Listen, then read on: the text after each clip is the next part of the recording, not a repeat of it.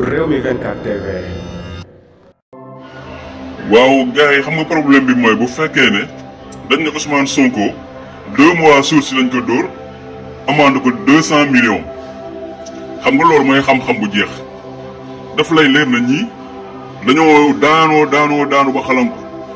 tey gars yi waxuma leen ndogu de mais réer sax duñ ko def ñoom waa Benno Bokk Yaakaar ñoom waa APR ñoom magistrat yi ñoom juge ñoom gendarmerie Ousmane Sonko tey jii liñ ko amande gaa metti na lool waaye du dara ci sénégalais bu ñu volonté woo fay ko te du fay boo xam ne sax da nga koy génnee kaas-kaas la nga am rek ngay fay la nga am ngay dugal la nga am nga ngay dugal ndànk-ndànk ba mu jeex. kon gars yi tey seen déception bi ñu am li yëpp jarul woon ñuy tëj ay service baara yoon bi kenn mënul dem kenn mënul dikk ndekete fii la ñuy mujjee Ousmane Sonko ñaanuk yàlla la am ñaanuk yàlla moo ko may ku xool lu xew tey jii da ngay xam ne lii ñaanuk yàlla suñu borom la ñaanuk wàlli yu te gis nga xaas bi lay xar baax a mën xërëm kii incha allahu rabbi 2024 mooy doon président de la république di wax ne patriote bu kenn naagu jamono yi toll nii naagu amatul lu tax ma ne bu kenn naagu mooy ñoom juge bi nga xam ne moom moo àtte procès mame mbaye Ousmane Sonko bi la leen leer ne bu ñu paree fii ñoom ña nga jëmaat ca bu Adji Sarr Ousmane Sonko te nañuy préparé wu baax a baax que ne la fay tukkee ñoom li ñu namaat fi mu toll nii mooy fexe ba du bokk ci ay élection tey def nañ loo xam ne ñu bari ci Sénégalais ñu ngi na wala injustice bi ñuy wax amul xëy na amende 200 millions yi bari na nangam ak i nangam mais nañu xalaat ëllëg buñ taxawaatee daan li ngeen wax bu leen ko wax juge ba àtte woon moo àtte waat maanaam bëgg a njuuj njaaj wax ji bëgg ko modifier bëgg a defaat lu leen neex ne kon justice am na fii ci réew bi ñu koy xalaat bu baax a baax il faut ñu bàyyi ci loolu xel. beneen bi ci topp mooy kii di président Ousmane Sonko daf leen a ëpp bopp daf leen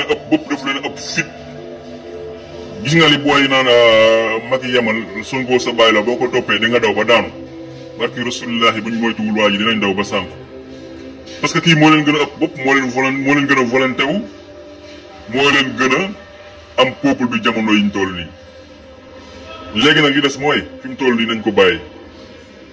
procès Adji Sarr Ousmane Sonko bii moo leen dese mooy seen sànni tàcc te xam na ne dinañ ci xaru fi mu toll nii waaye nag dëgg rek mooy dëgg la ca ginnaaw dëgg yépp ay caaxaan la Ousmane Sonko nitu yàlla la kii wallahi ku amul ak jàngat ci moom ci digganteem ak borom ci digganteem ak sa borom war nga seetaat bu baax a baax sa bopp te xam ne kii li mu am du neen kii yàlla moom moo ko may xoolal commencement ba fait tribunal bi li fiy am lépp ñun xoolee le 16 passé ak li amoon ak bakkan yi tuuru ñu ñëwaat la 30 bi mu seddu guy la ndoxam galaas coow jibul dara xewul lu dul 200 millions yi nga xam ne amoon nañ ko lu bari ci Sénégalais yi moom moo leen ci metti mais leneen mettiwu leen ca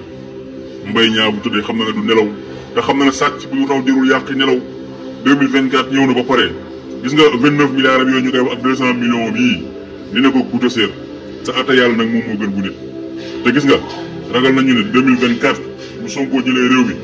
dina doon procès boo xam ne dina métti lool ci moom moo ngi mel ne moom ñoom fi mu toll ñoom ñëpp seen xam-xam dafa jeex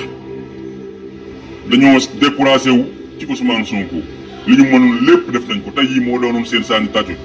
tey jii le 30 bii ak seen préparation bi ñu defoon xam nga ne naruñu woon jàmm li tax juge bi nga xam ne moom moo waroon a àtte procès bi démb ci guddi mu dem ba xaaju guddi